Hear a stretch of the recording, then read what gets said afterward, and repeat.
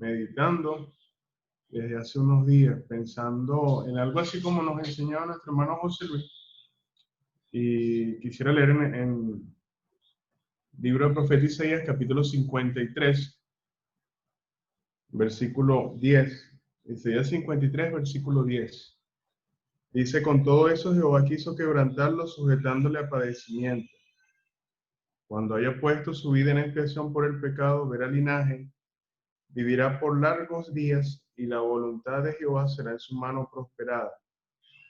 Verá el fruto de la aflicción de su alma y quedará satisfecho. Por su conocimiento justificará a mi siervo justo a muchos, y llevará las iniquidades de ellos. Por tanto, yo le daré parte con los grandes, y con los fuertes repartirá despojos, por cuanto derramó su vida hasta la muerte, y fue contado con los pecadores, habiendo él llevado el pecado de muchos y orado por los transgresores. Ahora vamos a pasar al libro, la primera carta del apóstol Pedro, primera Pedro, capítulo 1 y versículo 11. Dice, versículo 10 mejor: los profetas que profetizaron de la gracia destinada a vosotros se inquirieron y diligentemente indagaron acerca de esta salvación, escudriñando qué persona y qué tiempo indicaba el Espíritu de Cristo que estaba en ellos, el cual anunciaba de antemano los sufrimientos de Cristo y las glorias que vendrían tras ellos. Y estoy pensando en esta expresión que dice aquí, las glorias que vendrían tras ellos. Allí en el profeta Isaías, él nos habla, es uno de los que nos ayuda a entender el, el sentir o lo que costó para nosotros la salvación. Allí nos está hablando de que, o sea, nosotros leemos allí en los evangelios y podemos ver parte del sufrimiento físico del Señor, lo que fueron los horrores de la cruz, que ya estaban profetizados. Pero cuando leemos a algunos profetas también, como este Isaías, algunos dicen que es el Evangelio en miniatura y que es el centro de la Biblia. Entonces entendemos allí lo que costó para nosotros la salvación.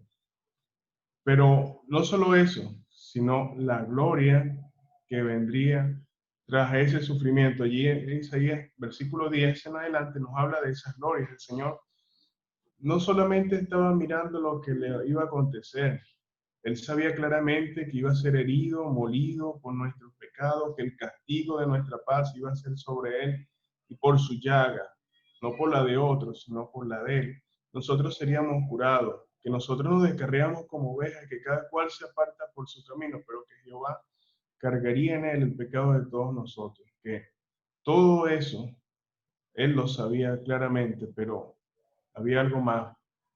Después de eso, ¿qué?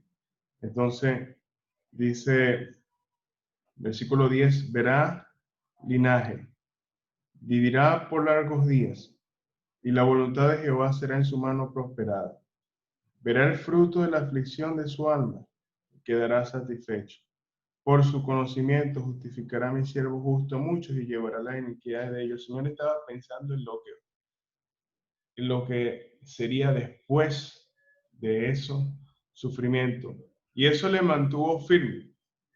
Uno lo puede ver allí en el Getsemaní: Padre, si es posible, pase de mí esta copa, pero no se haga mi voluntad, sino la tuya. Y el Señor se mantuvo firme allí. Cuando Pedro sacó la espada e hirió a Malco, le cortó la oreja, uno ve al Señor diciéndole: guarda la espada. Sabes que puedo pedir a mi Padre 12 legiones de ángeles, y Dios no se le iba a negar. El Señor, con todo eso, como nos dice el mismo Isaías, como cordero mudo delante de sus trasquiladores, enmudeció y no abrió su boca. Uno lo ve allí en silencio completamente y simplemente cumpliendo con la voluntad de Dios.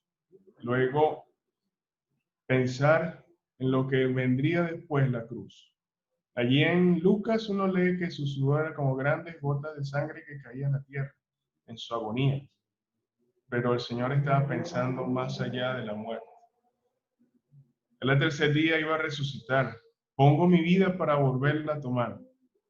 Nadie me la quita, sino que yo de mí mismo la pongo. Tengo poder para ponerla y poder para volverla a tomar. El Señor estaba claro en lo que vendría después de los sufrimientos. Y como la historia que nos contaba el hermano José Luis, allí aquel joven sabía que el mal iba a hacer su maldad, pero sabía el final. El Señor conocía claramente el final que vendría después, el triunfo. Aquellos profetas indagaron diligentemente, como nos dice allí en Pedro, escudriñando el Espíritu de Cristo que estaba en ellos, escudriñando, dice, indicaba el Espíritu de Cristo que estaba en ellos, el cual anunciaba de antemano los sufrimientos y las glorias que vendrían tras ellos. Y esas glorias en parte somos nosotros, somos fruto de ese sufrimiento. Y es una bella lección, hermanos, que el Señor nos da, porque eso nos permite mantener el enfoque. Y ahora estoy pensando en algunos hombres de la fe, en especial uno, Moisés. Vamos a leer en Hebreos 11, Hebreos capítulo 11 ahora, versículo 24. Hebreos 11, 24 dice, por la fe Moisés, hecho ya grande, rehusó llamarse hijo de la hija de Faraón, escogiendo antes ser maltratado con el pueblo de Dios que gozar de los deleites del pecado, deleites temporales del pecado, teniendo por mayores riquezas el vituperio de Cristo, los tesoros de los egipcios, porque tenía puesta la mirada en el galardón. El Señor tenía puesta la mirada en la gloria que vendría tras los sufrimientos. Aquí vemos de Moisés que tenía puesta la mirada en el galardón. Moisés fue capaz de conducir a un pueblo rebelde y contradictor. Un pueblo que, aún viendo la poderosa mano de Dios, 10 plagas, manifestarse en aquella región y que a ellos no le pasase nada, que el primogénito de animales y de las personas de aquellos egipcios muriera y que el de su casa quedase vivo simplemente por obedecer a la palabra de Dios, ofrecer aquella Pascua. Y aquel pueblo cuando sale de allí, cuando se encuentra enfrente del Mar Rojo, entonces empieza a maldecir, empieza a hablar mal, después lo vemos en el desierto, hablando mal, y uno ve a Moisés conduciendo a ese pueblo rebelde y contradictor, pero él tenía puesta la mirada en el galardón, él pudo haber vuelto atrás, él tenía puesta la mirada en el galardón. Y aquí en Hebreos capítulo 10, versículo 35 nos dice, no perdáis pues vuestra confianza, que tiene grande galardón, porque es necesaria la paciencia para que habiendo hecho la voluntad de Dios, obtengáis la promesa, porque un poquito y el que ha de venir vendrá, y no tardará más. El justo vivirá por fe, y si retrocediere, no agradará a mi alma. Entonces, no perdamos esa confianza. Uno lee en Hebreos 11. Hace tiempo hablaba de este capítulo y es uno de mis favoritos porque me ayuda a revisar la experiencia de otros y renovar mi confianza en el Señor. Uno puede ver que aquellos hombres por la fe hicieron mucho, pero ahora detallé otro caso, y es que era la mirada en que estaba puesta. La fe nos dice que es la certeza de lo que se espera, la convicción de lo que no se ve. Pero hoy, meditando en esto en el trabajo, yo decía, bueno, pero a veces nuestra fe flaquea, y uno ve el caso del apóstol Pedro. El apóstol Pedro, cuando el Señor venía a ellos sobre las aguas, él le dijo, Señor, si eres tú, manda que yo vaya a ti sobre las aguas. Y el Señor le dijo, ven, Pedro. Y él fue. Comenzó a caminar y después Pedro desvió su mirada, comenzó a hundirse y entonces clama al Señor. Pero allí en esa expresión que él clama, Señor, sálvame, Pedro puso la mirada en el Señor, y es un detalle interesante. Cuando él desvió la mirada del Señor, él comenzó a hundirse, pero cuando puso la mirada en el Señor, él fue salvo. Entonces, Moisés Uno ve que él tenía la mirada puesta en el galardón. El Señor veía las glorias tras los sufrimientos. Pedro, en su angustia, clamó, miró al Señor y fue socorrido. Y pregunto para nosotros, para mí, nuestra mirada, ¿en qué está puesta? Hermano José Luis hablaba de la venida del Señor y aquí también en Hebreos leímos que un poco y el que ha de venir vendrá y no tardará. Y eso es algo que nosotros debemos tener cada día presente. No perdamos la confianza, hermano.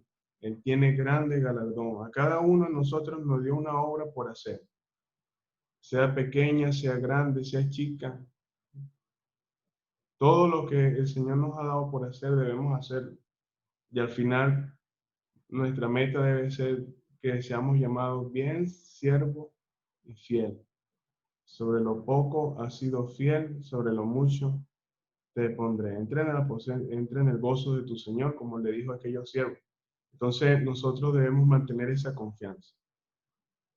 Nuestras obras, hermano, hablaba de lo que hacía.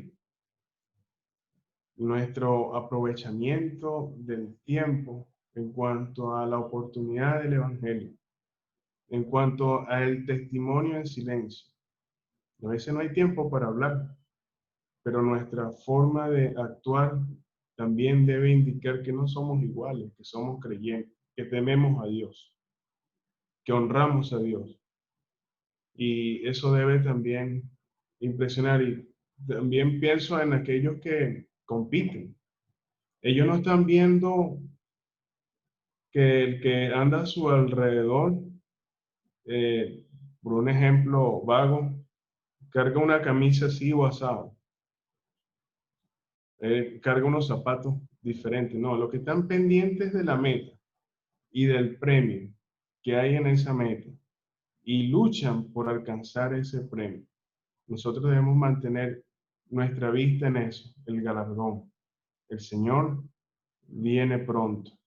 El Señor mismo nos dio el ejemplo, Él vio las glorias, Él nos vio a nosotros como salvos, como sentados ya con Él. Nos hizo sentar en los lugares celestiales en Cristo en el momento que creímos. Él nos miró así.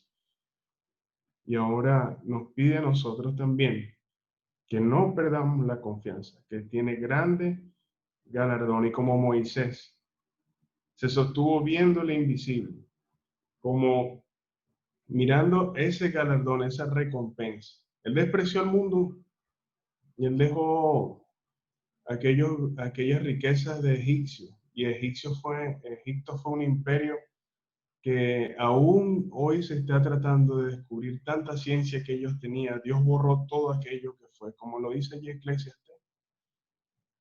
¿Qué es lo que fue? No hay rastro ya de aquello. Nos lo dice allí en Eclesiastés. Y Moisés o pudo haber sido un grande allí en Egipto, pero él desechó todo eso por amor a Cristo, por amor a aquella recompensa. Que esto nos anime, hermano. Y así como oímos también a llevar fruto en abundancia, apegados del Señor, de la vid verdadera. Solamente quería compartir esto, hermanos, que el Señor nos ayude y que Él bendiga su palabra.